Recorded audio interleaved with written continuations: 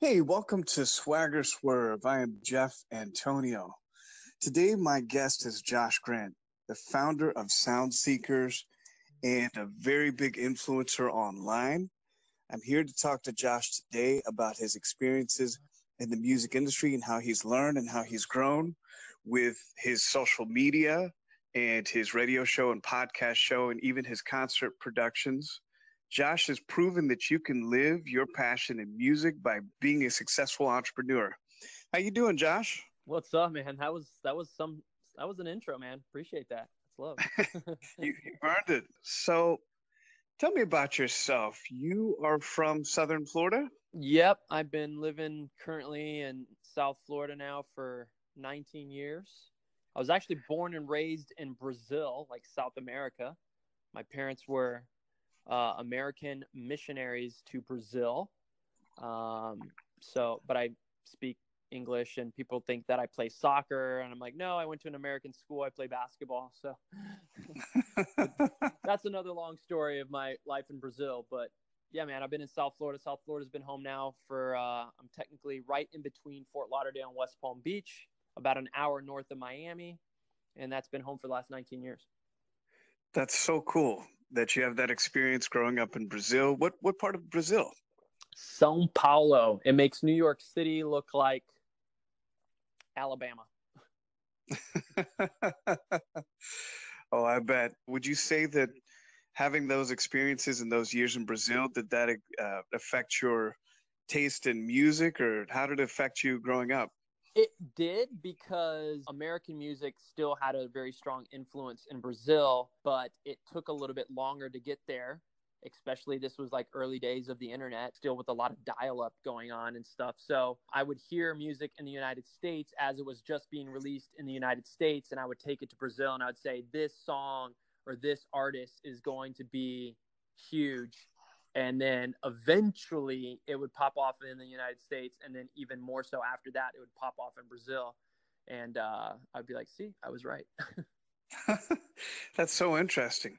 So that is, to see the differences and to see when artists put out their music and their message, where it pops off. So it seemed that these artists, these American artists, typically would pop off in the US and then eventually would head over to Brazil.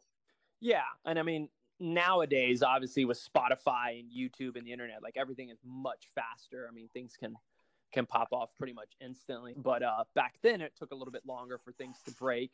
And obviously some more than others still, but everything, we're so much more of a global culture now, so information travels much faster.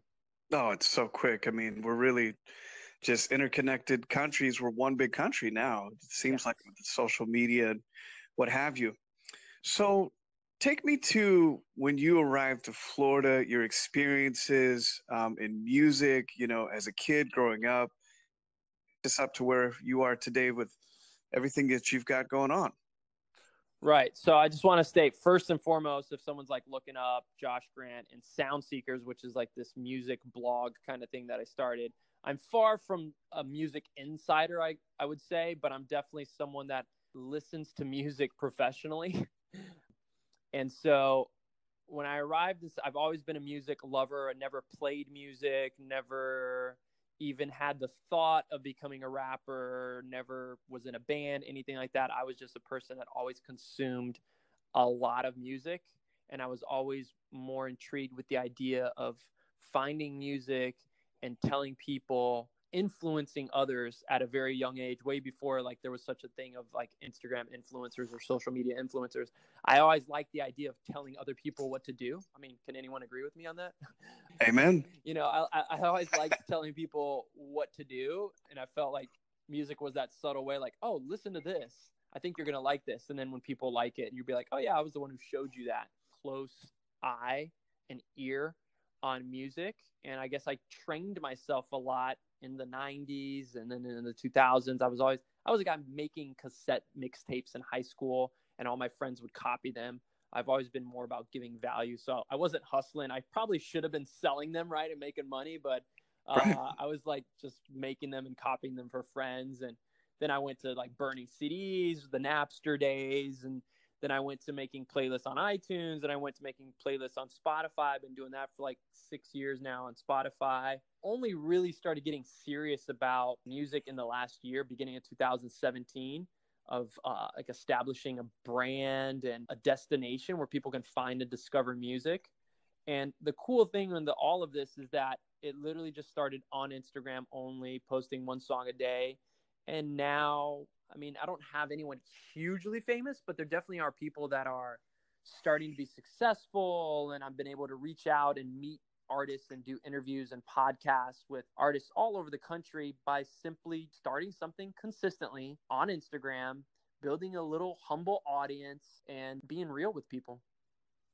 That is so cool. That is so cool. And I totally agree about consistency. When people see you out there doing something consistent, they can feel that, and they take you serious, and they want to be involved. And so I completely get that. And I see why you're building so much success with your brand and Sound Seekers. And that's really great. So tell me, what does music mean to you in terms of what does it do for you when you hear a great new track by an artist that you've never heard before? What does it do to you physically, emotionally, and how does that affect your life? It puts like a mental bookmark. So I typically, whenever I hear a song that I like, I listen to it a lot. I just have a lot of time to consume a lot of music. I work early in the morning. I'm not distracted by people. I can consume a lot of music and listen to multiple songs many times and kind of like lock it in. So like I make monthly playlists because I like being able to go back to a certain song on a certain month in one of my playlists, let's say from, October 2014, and listen to that music. And then I'm immediately, my mind and memories take me back to October 2014 because I was listening to music on the October 2014 playlist that like, oh yeah, I was doing this, or I just bought a new house and I was working on it. And then I was doing lots of trips to Home Depot and, so forth and so on. So like music, I think of them as like bookmarks. They bookmark memories. Yeah, I've noticed that. With music, it's like it's like a time traveling machine. It can Oh take yeah. you back to a part of your life, and you're like, wow, I remember what I was doing when I heard that song, and I was hanging out with so and so, and it kind of can take you to a place, right? Yeah, definitely. And I think another one is that I'm the type of person I always have music playing. I don't like it. I'm in the car, music is playing. I'm in the house doing, laundry, music is playing a sport, music is playing. Like I just like always need to have music on, which again builds memories. So Absolutely. When you hear a new music artist that you connect with, what is it that makes you say, you know what, I want to do a feature about them on my social media? So a big thing about like our playlist and the way we select music for it is contrary to like how many people are creating playlists, which I believe in genres and vibes, but our main playlist that we're trying to build right now is really built on relationships.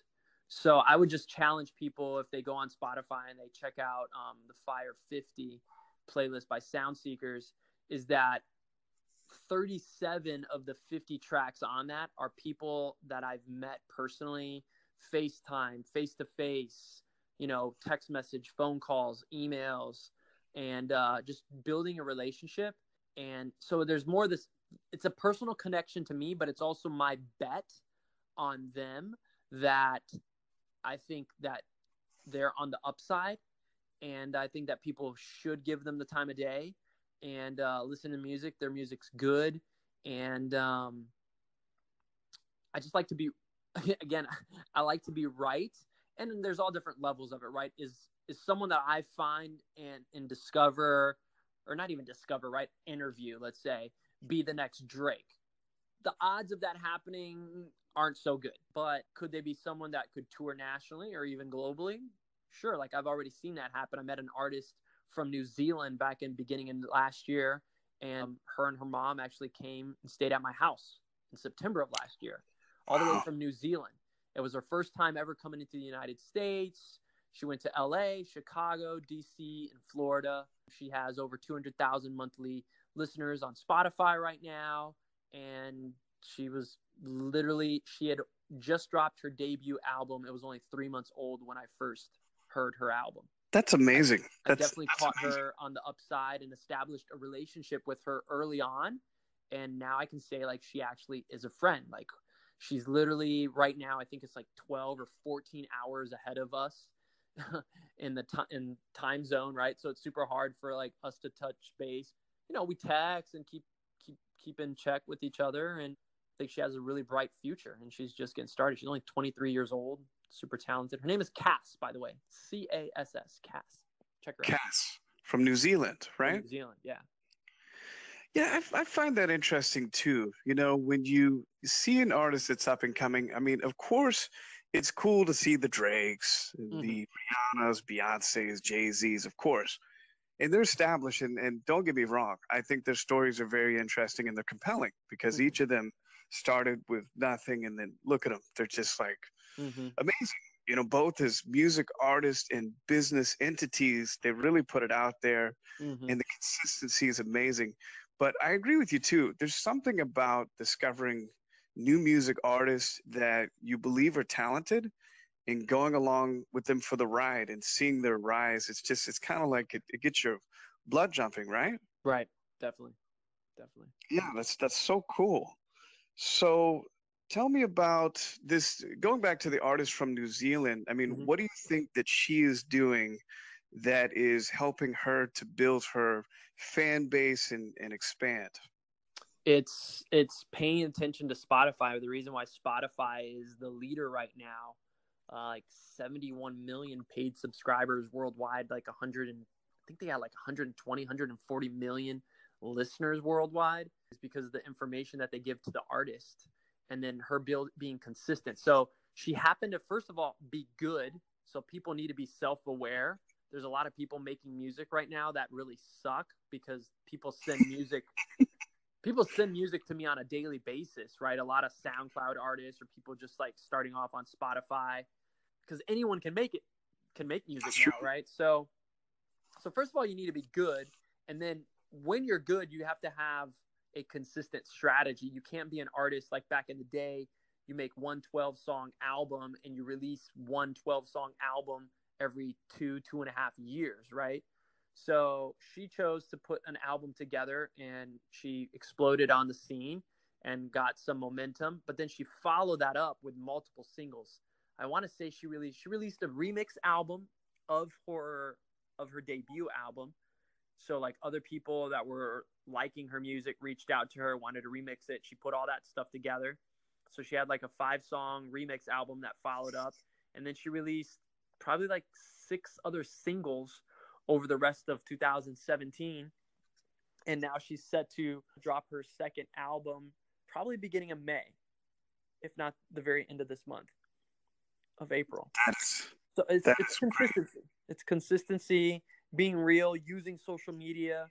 I encourage her to use Instagram stories a lot more, so people could get a glimpse into her life and who she is and what she stands for. It's reality television. It's on Instagram stories, and anybody can do it. You know, I agree with you. I really do. And I think it is consistency and also, too, reality. People want to know who you are, what you're about, and dig into your life, not just your art, and feel a personal connection. So that seems to be the way to do it.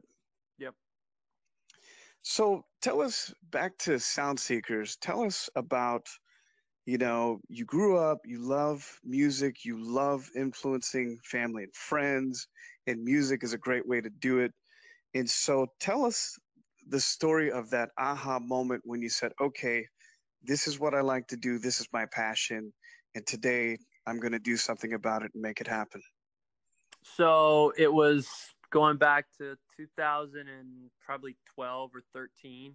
I had friends still in Brazil that were busy but wanted to be up to music, and they knew that, again, they knew me since high school. They knew I always knew about music, and so they'd be like, yo, Josh, send me some music that's good. Who's some artists that I should listen to? What's some music that I should listen to? And so I would always like send them like in an email. It was super like annoying. This was still when just iTunes was around. Spotify wasn't around yet, so you couldn't really you didn't have the ability to like share a playlist. So you had to like send a list of tracks and songs. It was really time consuming. So then this friend of mine in Brazil said that it's like I should start like a YouTube channel or Instagram or something, just talking about music. And I was like, oh man, I don't feel like I know music that well to be talking about it. So I just started posting one thing a day on Instagram, super humble beginnings, 7 likes, stuff like that. Right.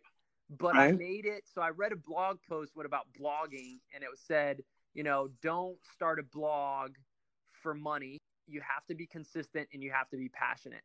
So I didn't want to do too many things. I think too many people try to start too many things all at once, right? They try to start Facebook, Twitter, Instagram, YouTube, podcasts, Snapchat. They try to do too many things all at once. And you can't, when you're just a one person doing it, you can't keep up with that momentum. So I knew early on, I'm like, I'm not even going to try to do all these other ones. I'm going to do just Instagram, and whatever happens, happens. And I would say, even if anyone goes and looks at right now, we haven't even officially launched or started. We're launching a landing page for a website this weekend. Right? So I've literally just been posting one song a day for the last almost 4 years. And the whole idea was that to eventually launch something. I would say this weekend, where we're promoting our first concert, our first hip hop concert here in South Florida, is kind of like our launch weekend. We're about to launch what Sound Seekers is, and that's going to start this weekend. But I've had 4 years of connecting with artists, building a reputation, building trust, building a small audience of people that cost me $0 other than time, but it was something that I was passionate about and that I liked doing, and I was consistent. So by doing those things for 4 years led me to the opportunity to potentially start doing things that can actually start bringing in money. But it all started with your passion. Yes. And so instead of focusing on the money and I'm going to make this into a business and how do I monetize this, you didn't start with any of that. Nope. You started with your love of music, especially upcoming music, and delved into that passion. And now that passion is becoming something instead of the other way around, trying to make passion from wanting to get money, right? Right. Yep. Brilliant. Brilliant. Now, when you have an idea, as most of us do, and you're hyped about it, you're excited about it, you say, okay, there's this thing that I'm passionate about and I'm posting every day, and I'm going to call it Sound Seekers. I'm sure, as we all go through, you mention it to maybe family or friends. And sometimes, as all of us, family and friends are like, that's awesome, but then you also get that one hater that's just like, oh, I don't know, man. I don't know. It doesn't seem to make sense. How did you, Josh, break through the resistance when those moments happen? I think I'm still experiencing that. But I think the one thing, although I do believe in a lot of people creating a personal brand, I chose to go a different route and not make it be about me. I never took a selfie on the page or anything like that. I never made it be about me. I made it be about others and not adding more noise to what everything else that was going on. But I tried to bring together and create a destination. And what's been cool is that because I didn't attach everything that I was doing to my name and my face, that now I actually have 2 guys, possibly, actually, I would say 2, we potentially have 5 guys, 2 guys that are like really involved on a daily, weekly basis. And then 2 other guys that believe in what we're trying to do, but are more involved a little bit, on a monthly basis kind of thing. And they're like, I'm not paying them, but they're helping me manage and create content, and we're doing it together, and they see the value because they can establish their name as a personality under our brand, similar to like all the different VJs that were on MTV back in the day. A lot of them, Sway went on to be hugely famous. Lala went on to like marry Carmelo Anthony. Carson Daly, hosting The Voice, hosting New Year's. Like all of these guys started off as like DJ VJs on MTV. They were different personalities. And that's kind of like my pitch and my proposal to people is like, let's create together and drive more traffic to one central place and then have a stronger influence that way. And then it will be much easier for us to all eventually go our separate ways, but have a friendship and have a very strong centralized influence channel, if you will. That's great. That is totally great. So it seems like you're able to influence others around you by inspiring them. You're able to build alliances. There's a lot of people in the I like same that word, situation. alliances. Yeah. Oh, absolutely. I love alliances. Yeah. And so there's a lot of people in similar scenarios as you, they have these ideas, they want to put it together, and then they kind of sit there and, they make excuses. They say, well, I don't know anybody and I don't have any money to do that. I mean, what would your message be to someone who's got these ideas and thoughts and they want to put something together that's creative, but they make the excuse that how do I build a team, a crew, and I don't have money to promote? What do you say to those people? Well, it's always so much easier doing something for other people first and not making it be about you. So too many times people use social media to promote what it is that they're about and what it is that they're doing. And yet they have like no following, no nothing yet. And it's really easy to turn people off that way. So I would challenge people, like if you have an idea or a vision of what you want to do, whether it's fashion, whether it's music, whether it's, gardening, whether it's cooking, whatever the case may be, start a little humble Instagram page, letting people know that you have an interest in a specific thing. And then once you've established that with a minimum of, I would say, 9 posts, then start going in and looking under hashtags and meeting and going into social media and not asking anything from people, but just joining the conversation. That's great. Yeah, I mean, it's so funny. I mean, social media really, I didn't know any artist, none personally, none when I started this thing. I knew music that I liked and I started posting them. And it's been cool, like over time, been able to meet some of the artists that I featured on our page, on our Instagram page. I also did something that I created a branding around what we're doing so that what we would do stands out. I didn't just put the album cover of a song because no one's going to remember your brand if you do that. And a lot of people make that mistake. I made a circular image and started establishing a brand so that when I met the artist, I could say, hey, this is me. And I would show them the post that I did of them. And I know that they had seen that post because they liked or commented on that post. And they're like, oh, you're that guy. Dude, thanks so much. Right? And so you immediately start establishing something that you're a person that's there to help promote and support them. So you already start off from a much better place than like, hey, can I get a selfie with you? Or can I get an autograph with you? I've never asked that of any artist. Oh, absolutely. I mean, it's so self-serving, and I'm sure they get that all the time. So with you, you're actually coming in to help and be a part of their process, be a part of their team, and I'm sure they appreciate that. How would you say the same principle applies to up-and-coming artists? Because like you said, I mean, and I've experienced it too, you see artists out there, and, we're not trying to be mean out there, folks, but Josh and I, we see some people out there, maybe the music needs a little bit of work and maybe their social media expansion when they're trying to promote doesn't have the right angles. What advice would you give to them, Josh, to, number one, get their art a little bit better, and then how do they promote without turning off people and being more welcomed? Dude, I'm so glad you asked this question because it's becoming such a pet peeve and I need to do a rant about this. They need to not, like, Instagram is so obvious, especially on Instagram or even Twitter. I mean, those two primarily, right? If you leave a comment and you ask someone to listen to your music, like, it's very easy with one touch, a person can land on your profile and see what you're about.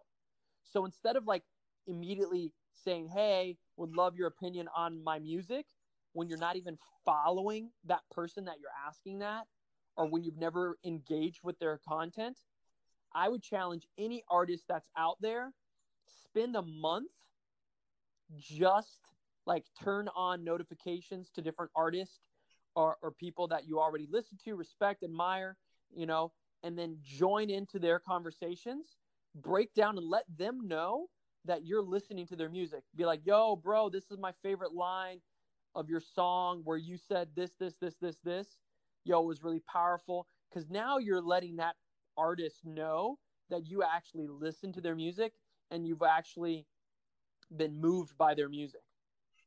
And if you do that a couple times, their natural reaction is going to be, they're going to go check out and see what you're all about. That is so true. That's kind of reciprocation. And then hopefully your music is good, that then that person would then return the favor to you. Be like, yo, I took the time. I listened to your music. Yo, you're really onto something. Yo, keep up the good work. Keep it coming. That sort of thing. But so many people try to push their stuff upon others. And then like I land on their Spotify account and it's like they have, 12 monthly listeners. and they want me to listen to a 8-track album that they just released. Right. In its entirety. Every single song. Right? Yeah. It's not going to happen, man. Don't give away all the goods right away, especially when you don't have an audience. Give a little bit at a time, right? Release one song at a time. That's the way to do it. 100%. It keeps people guessing and on their toes, right? I mean, I challenge anybody. I mean, I've even had the chance to talk to some bigger people, and few people are making good points for making albums. Few people. Right. Do I believe the album completely is dead? No. There is a point and a purpose of an album, but those happen every 1 to 2 years, and EPs and primarily singles need to be released. I would challenge any artist, release a single a month. Get to the point where you can release a single a month, and then talk to me after 12 months and tell me take a screenshot of what your follower count is on Instagram, Spotify, and other socials at month 1, and take a screenshot of it 12 months later, and tell me if I'm not right in saying build your audience on a monthly basis. That's great information. Would you say that that's the key to also building up their Spotify playlist followers or their song release followers, is by releasing one song a month? Totally. I mean, it says monthly listeners. How do you get monthly listeners? By releasing monthly content. Like, it's such a no-brainer. Duh. And right. A person could challenge it and be like, well, I don't want to cannibalize my songs. That's because you're still thinking that you actually hold people's attention. I mean, I just read an article talking about Jay-Z's latest album, right? I mean, this is Jay-Z. He's like the king of hip-hop. And they said that his listening dropped off very drastically over time. That's because there's so many more people releasing music now. And it's so easy for us to change what we're listening to. So, I mean, if someone like Jay-Z experienced a drastic drop-off in their audience, I mean, then everyone else is just like chopped liver. Oh, absolutely. Absolutely. And when you think about Jay-Z, I mean, he came up at a time that we didn't have all the options available to us. I mean, it was CDs, and it was radio, and it was MTV, and you had kind of these closed circuit channels of influence. And he was on top of his game, no doubt. But at the same time, the audience wasn't as much in control as they are today with the Spotify and YouTube and streaming. So, yeah, it's one of those things. Even if you're a top dog in the game, if you don't kind of adhere to the new way of promoting and pushing yourself out, even Jay-Z could fall in numbers, right? Yeah, definitely. So, Josh, you're a very exciting person because you're multidimensional. You've got the Instagram, and then you've got the podcast, and then you've got the concerts. And I love that about you because I kind of see that in myself too. I've got many different interests and it's kind of coming from one centralized place. But, a lot of times when I'm out there talking to people, they'll say to me, Geoff, how do you do these things? How do you, you do this, you do that, how do you have the energy to pull it off? So I can see that you do it and you do it well. My question to you is tell me one personal habit that you do daily that contributes to your success and being able to just have abundant energy to do all of these things. Well, first of all, man, you're too nice. You're promoting me too much. I speak the truth. Oh man, daily routine. Well, first of all, like I'm blessed with the job that I have. So I have a normal job that is not anything passionate related, but I work 6 a.m. to 2:30. So I get off of work where I still have a lot of my day still left over. So I'm not working a regular 9 to 5. So it gives me the flexibility during this time of day where family's not around and I could still do a side hustle. So that helps a lot. People could still start creating the same way that I did by creating a presence on social media, a brand, consistency, getting in on conversations, building relationships. I hated how people bash social media and saying, oh, people aren't going to know how to like talk to people and communicate and stuff like that. I mean, you and I met through Instagram. Right. Now we're having a more real conversation, I've stayed with people that I met on Instagram in California. I mean, the girl from New Zealand, I met her on Instagram and she stayed at my house from New Zealand. So real relationships can happen through the virtual world and turn into real life. It's just a matter of how much time and effort you want to put into that relationship, which goes for any relationships. So, right. I mean, going back to your question about like, what do I do daily? It just boils down to being consistent. I mean, you can't look at thinking anything that you're going to do. I think that's the biggest problem that everyone faces, that they start something and they do it for, a couple of weeks, a couple of months, or even a year and think that it's naturally supposed to turn into something that's going to make them money. Right. And then, I mean, you failed all along right there, that you're trying to make short-term gains. I'm setting this thing up that eventually, I can have other faces in this. I can be an older guy in my 60s and still be doing the same music-related stuff. I'll just put other younger faces in place of it, just like MTV has. Exactly. You grow with it as it goes, right? The only problem with MTV right now, why I would say they're not as successful now as they were back in their heyday, is because they have so much overhead because they're focused on television. They're trying to do more and doing a lot more stuff on social media and Instagram lives and stuff like that. But I mean, they have such a powerful brand that they can leverage that in a powerful way, but it boils down to brand. I mean, they have an established brand. So, building a personal brand, establishing a brand where you can be the personality of that brand. I think that's the secret, man, is having a big dream and being able to like give you the time to succeed. So it's more about long-term vision. I think a lot of people out there, they get so focused on now. Yeah. What I'm getting from you is that you hold a long-term vision, but then you put in the daily discipline, and that's really how it comes together. Yep. Move every day, do something little that's going to move the needle a little bit. Right? I mean, this conversation is moving the needle today. Is it bringing money? Is it generating money? No. But it's generating attention. It's generating an audience. No matter what size it is, it's moving the needle. Absolutely. Absolutely. Step by step, little by little. It reminds me of the autobiography I read of Arnold Schwarzenegger, who I wouldn't say I'm a huge fan of for acting per se. I like some of his movies growing up, but a friend of mine personally recommended, said, you got to read this book, Total Recall by Arnold Schwarzenegger. It's about his life. And I said, it sounds interesting, but I don't know. I don't know about his complete story if I'm that interested. He says, no, trust me. This book will light you up. I read it, And I really got to say, I'm reading it for the second time right now. Wow. And it's just so true to life. The guy was from a small town in Austria, didn't have much going for him. He saw bodybuilding as a way of getting out and getting to America and getting into movies. But I like how he equates everything he does is just reps.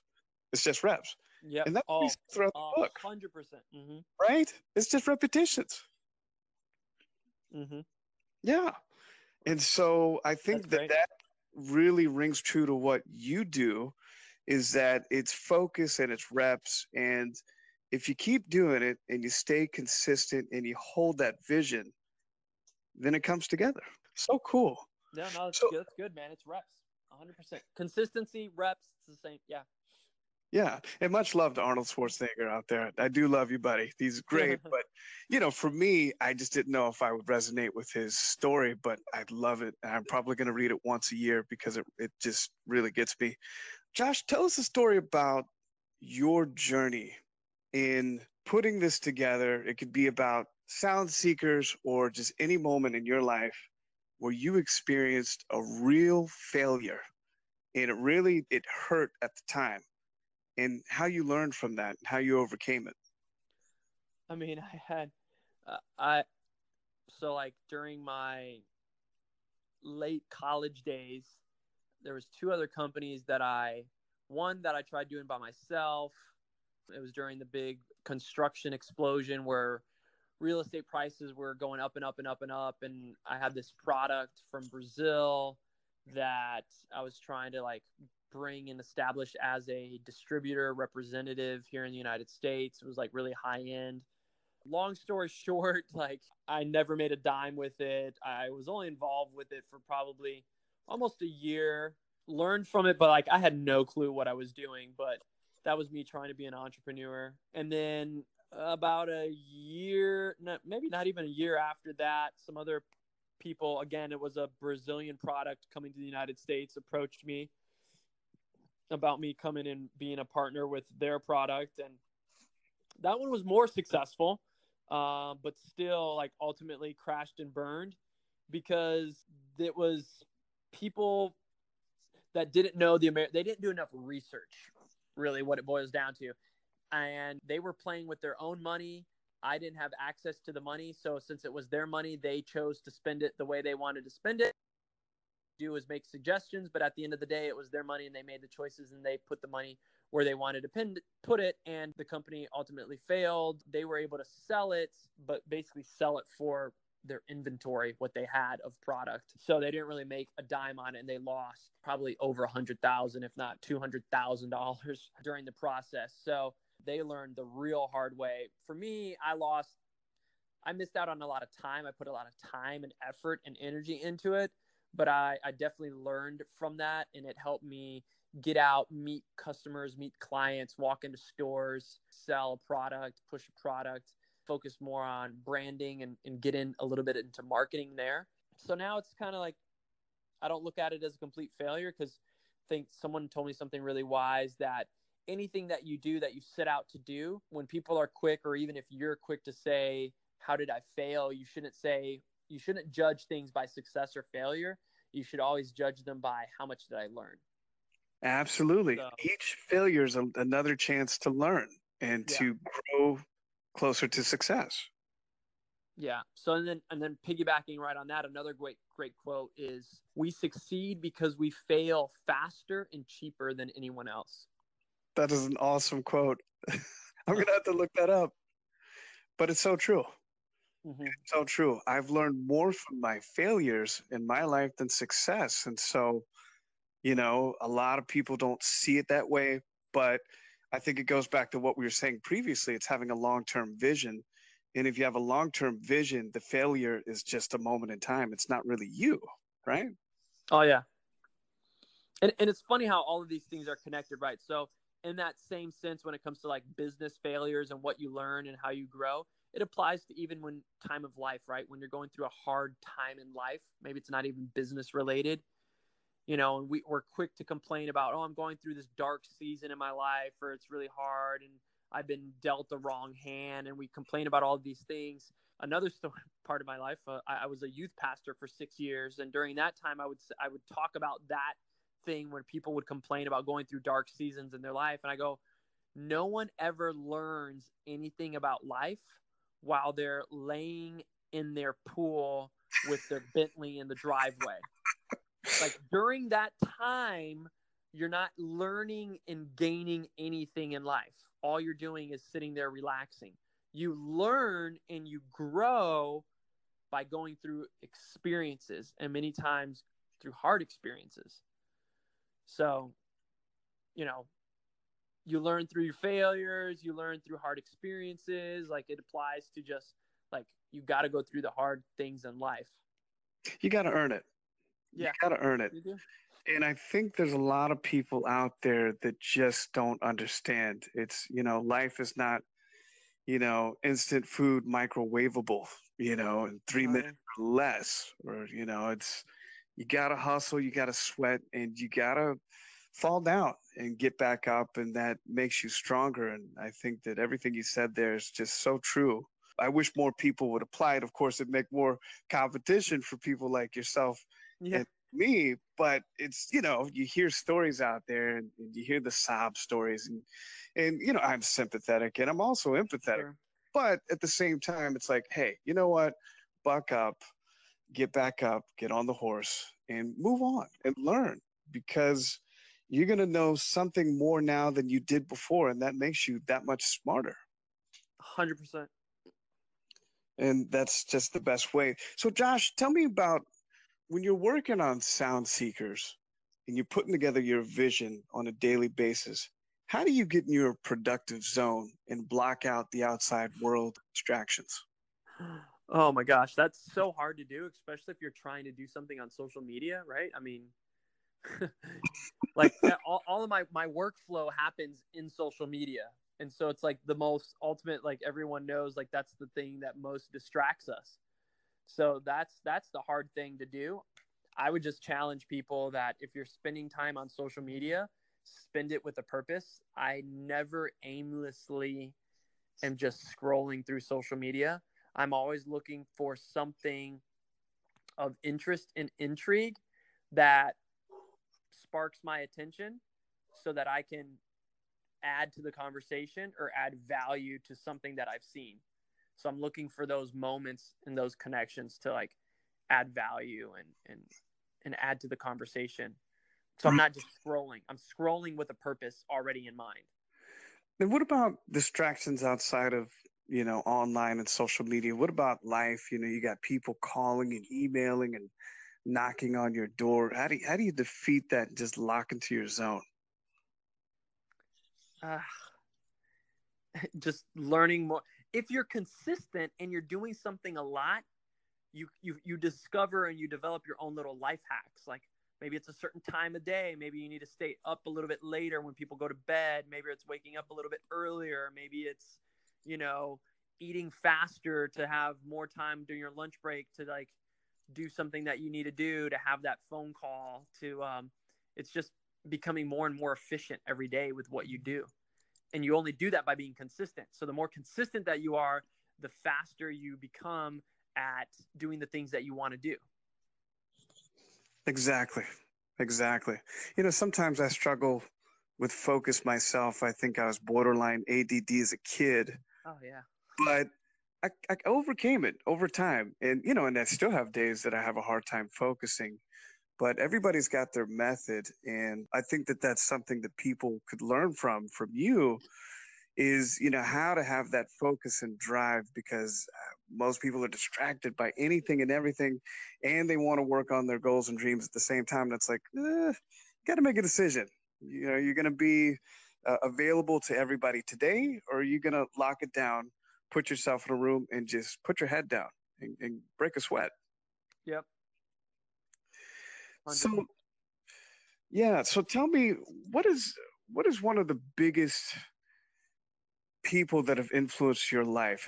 Give me one person that's influenced your life for the positive, that really made a difference, and whether consciously or subconsciously, you saw them and you said, you know what, this person has it going on. This is a great person to model my life after, to pursue my dreams? That's a really funny question, and I was trying to think through, and then I very quickly decided it's two people, and they're both complete polar opposites, which is gonna kind of be crazy, but I'll try to bring it together and why these two people. One of them, Jesus Christ. My parents were missionaries. I grew up in a Christian home, Christian school. I was a pastor kid, missionary kid. I mentioned before that I was a youth pastor for 6 years. I did 1 year of Bible college, not on my choice. My parents wanted me to do that. So I have a personal relationship, and I would, if anyone wants to talk to me about that and question that, I'm totally easy to reach. You can just DM me on Instagram at Sound Seekers, and I'd love to have a conversation because I've done it before with multiple people. So Jesus Christ, and he's the really one that gave me this first vision of starting Sound Seekers. He said, use music. He knew that I like influencing people, and he said, you post one song a day for as long as it takes. Just do it. Like, don't ask why, just post one song a day and do it. And people asked me early on, like, why would you do that? Like, how are you going to make money? I'm like, I'm not supposed to be worried about that right now. Just post one song a day. Love it. And literally by posting one song a day, it's led to some very interesting conversations. One person in particular, we've been talking through DMs now for probably almost 2 years now with this individual, and they just asked me a lot of really hard and difficult questions. Right. And but they've constantly come back to me. It's a younger teenager. They knew my history and background, but I met them through they discovered me through social media, through Sound Seekers. And I believe the whole purpose of everything that potentially could be, the ambitions and goals in life could hinge upon solely doing this to encourage this particular individual. And so the fact that there's a larger vision to all of this, which is to connect with people. I'm a major people person, if people haven't gotten that by now. It's about seeing people, acknowledging them, seeing them where they are, giving them the time of day, and talking to them. And so music is just the vehicle. It's something that God knew that I liked, that I could use as a tool to capture people's attention, to then have more deep and meaningful conversations. So much so to the conversation that we're having now about deep and meaningful conversations, that I could point people back to Jesus and how he has a plan and purpose for every single individual. And I've experienced it firsthand when you're trying to do things that you think are good, and they might not even be bad. It's not like I'm selling dope on a corner or going off getting wasted or anything like. But it's not even that. It's doing something that I wasn't created to do. And when you're doing something that you're not created to do, that was part of God's plan for your life, you're going to be hitting your head up against the wall. And I've experienced that firsthand. And now when I shifted from that over to getting on track and falling in line with how I believe God created me and the plan that he has for my life, life flows so much more easily. I completely agree. I think it's about knowing your true self. And I think that's your story of your journey of where you are today. It seems like you discovered your true, authentic self. Oh, yeah.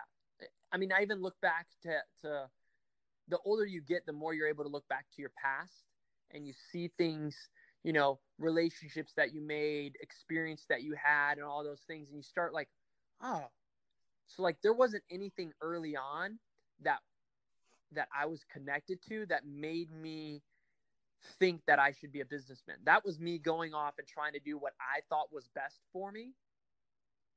But if I look back at my past, there was things that happened in my life that suggested that I would be going as the route more like a teacher, a youth pastor, a coach. Because there was things early on through high school, through college, that God was allowing to happen in my life because he was molding me and shaping me into the person that he would have me become. And I'm still being molded and shaped. But once you start realizing that and getting on the right track, things just start clicking and making so much more sense. Absolutely. And you only get that by having a personal relationship. Going back to what you said about Arnold Schwarzenegger, it's repetitions, you know? Yeah. I mean, even this is yours and my second time talking, but I mean, we're not boys yet, right? That only establishes by building a relationship. The more we talk, the more we hang out, the more we get to know each other, then you become close. Absolutely. And so many people want to make a quick judgment call on Jesus Christ when they don't put in the reps and the daily FaceTime with him. We only learn more about who he is if we spend time reading his word, which is the Bible, which he gave us to get insight into who he is, right? People listen to blogs and read articles to like find out about their favorite celebrity. Like the Bible is that for Jesus. Right. Yeah, I believe it's listening to that true inner spiritual voice and being true to yourself. And I believe that a lot of people hear it, but they don't necessarily follow through. And They don't. Not in line with who you really are and the path that you really should be going down. It's a clash. It's a crash collision it's coming. But most people, they say to themselves, well, I know this is not really my true authentic self, and I know I'm not really listening to, the spiritual side of me that I should be, but I'm doing it anyway. And it may have short gain advantages, but in the end, you're going to crash and you're going to burn. So I completely agree. And I want to ask you a question because this is something. Sorry, I got to throw in the second one because I said it was two. And that's right. Hopefully people are curious, right? So yes. It said Jesus is one, and the second person that has influenced me is Gary Vaynerchuk. Tell me how influenced you. And so the reason being is that as much as it's so funny when people like hear him or when they first find out about him, they like the fact of how much he curses and swears like really stands out to people. Yeah. And so like for people listening right now, like, wait a second. So this guy like reads the Bible and like talks about Jesus, but then he also like listens to Gary Vee, and Gary Vee like, cusses and curses like crazy and stuff like that. The thing being though is that ultimately he wants to do good. He thinks long term, right? He expresses gratitude. He gives every single person the time of day and values every single person for who they are and gives them the time of day and acknowledges them. And he's saying like he wants to influence the youth to do good, and he wants to influence the youth to like forget gold watches and fancy cars, and like those things aren't important. What's important is knowing who you are and following your passion and being good to other people. He famously says like if his kids ever make fun of another kid due to the wealth that they have, he said, I'll punch him in the face. his own kids, right? So I just love that he thinks long term. And so the reason why I have to say he's influenced me is because there were so many things that I started 4 years ago with Sound Seekers on Instagram that I was doing blindly just because I felt like it was the right thing to do. And then I'm listening to him, he's kind of given me credibility to the way that I started doing it, and said, basically, he hasn't said this to me directly, but essentially what he said to me is like, Josh, you're doing it the right way because you're thinking long term. You're not concerned about money, and you're concerned about bringing value to others. You didn't think about making a website. He says, if anybody wants to start something right now, they would start it with an Instagram and a podcast. And I'm like, oh, snap. Like, that's what I started with. So, Right. Those are the two. Jesus and Gary. Jesus and Gary. What else do you need? But crazy. I so agree with you, Josh. Isn't it amazing when you look up to someone and you follow them and you hear their words and suddenly maybe it's something that you didn't know that they do on a regular basis, but it fits in line with what you do. Isn't that the cool feeling? That's it. Yeah. And you're connected. You breathe a sigh of relief.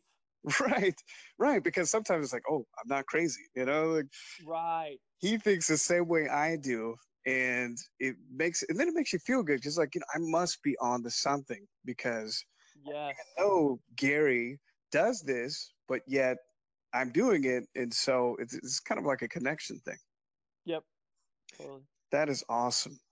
So, Josh, tell us about Sound Seekers. What do you have coming up in the pipeline this year? What do you have going Yep. on that we can get excited about? So we're finally going to launch a website, and the hope for all of this is that I can create an online community. And I know we're using that word more and more. Even Facebook's using that word more and more. But I already know that I've been able to take people that I've met in the virtual world and meet them in real life and have phone conversations and stuff like that. So I'm trying to just like encourage and cultivate people meeting each other through our platform. And right now that platform is pretty much solely Instagram with, we've been trying to grow more and more our podcast presence, but we've also been in the works for a very long time on establishing our YouTube channel, which I think will be huge for Sound Seekers because Sound Seekers is so music focused and Instagram isn't a primarily music discovery platform. YouTube is. Right. So I kind of like look back and I think, man, if I would have started on YouTube versus Instagram, could it be a lot bigger? It probably could have, but for whatever reason, I did Instagram first, and that's okay. So the reason why I've taken longer in actually creating our own content on YouTube is because, again, I don't want to take away from other people that are already doing something good. There's people that are doing great interviews with artists that I've met or would like to meet, and I don't want to like go and do another interview with the same artist. Mm-hmm. So I want to bring something different to the game and bring value. So if anything, I view of what we're going to be able to do on YouTube more similar to like a Vice TV. Nice. I love Vice. In the sense of, again, I'm just connected with so many different people around the country and even some places around the world. I have invites that I can go to Barcelona, Spain, to Manchester, England. There's people that I know there. And then, of course, in Brazil. I was in Cuba last year, in November of last year, which was an amazing trip as well. So I can move about the country and the world pretty easily. And then I have job security and stuff like that. So, but I don't make a ton of money, right? It's just people that I know. I have people that work in the airline industry. So what I hope to be able to do and what I want Sound Seekers to do is help tell people's story better and more efficiently. There's a lot of people with great stories, and I thank you for allowing me to tell a little bit of my story through your platform. And that's what I want to do. I want to help other people tell their story that might necessarily. So I want to help other people tell their story. So I'll be able to travel somewhere, document that journey, and then document that story.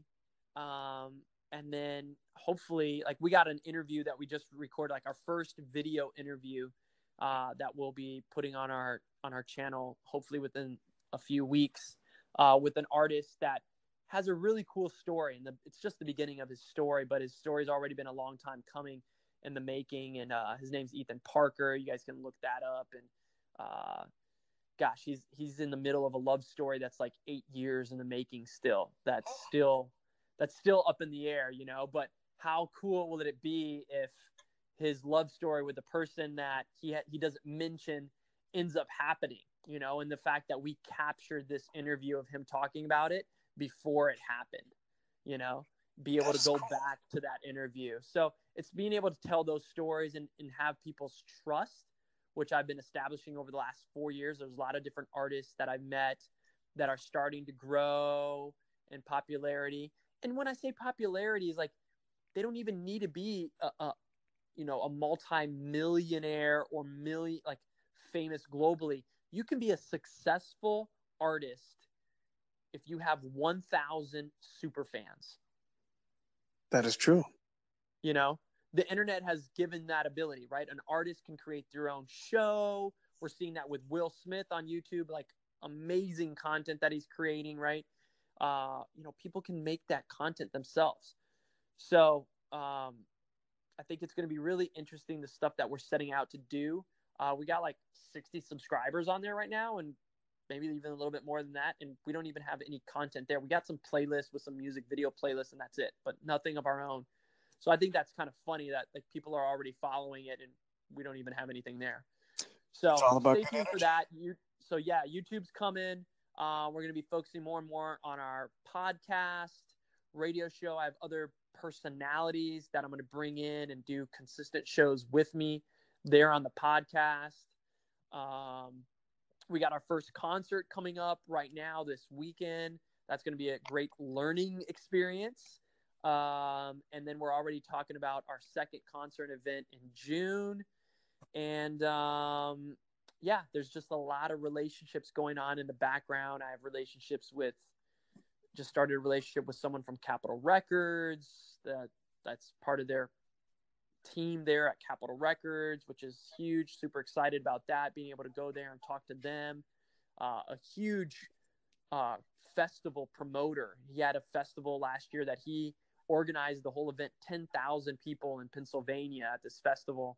And we're in talks with them about starting to establish a festival here in South Florida during the winter months of the year, because the weather down here is so beautiful. So like those talks and discussions are in the works. I'm going to be curating playlists for a huge group in Brazil. Their YouTube channel has over 600,000 subscribers. They have a goal of hitting 1 million by the end of the year. So I'm going to be helping them with content. And then hopefully being able to take artists that I have relationships with here in the United States to Brazil, because they have the platforms there in Brazil for artists to really play in front of 2,000, 3,000, 5,000 people at the concerts and conferences that they do in Brazil. So yeah, man, there'll be a lot of travel coming and just a lot of storytelling. Love it, Josh. This is great. I mean, it's all of it, and it seems like it's just all interconnected between the YouTube and the concerts. It's all very exciting.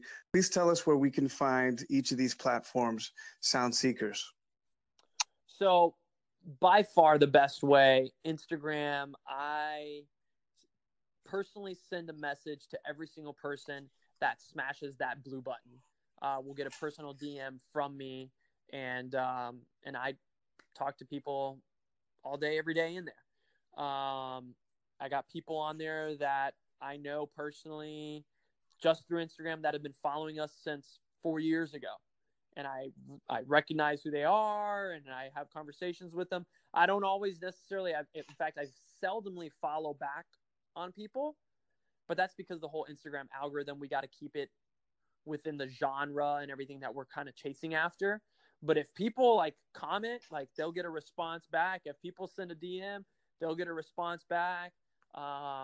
No person is too small of a person for my time. So Instagram is the best, at Sound Seekers. We're on Twitter as well. We established the name at Sound Seekers TV because we're insinuating to the fact that we're going to be creating more video content. So we're on Twitter, we're on Instagram, we're on Facebook, but if people start asking for it, maybe we'll make custom content for Facebook.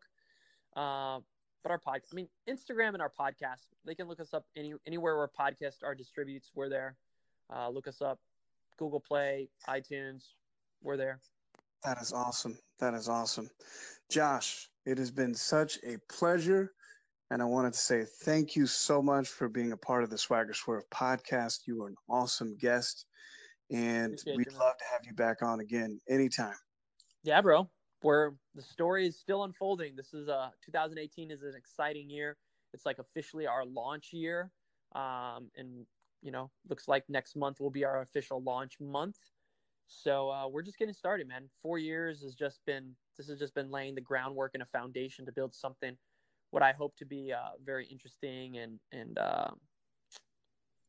real. Oh, it's real. That's just starting right now. That's And starting count right me now. in as part of the audience because I love it. I'm very excited and inspired by what you're doing, and I can't wait to hear more. Awesome, man. Appreciate you. Keep up the Appreciate good you work. too, Josh. Keep So up those reps.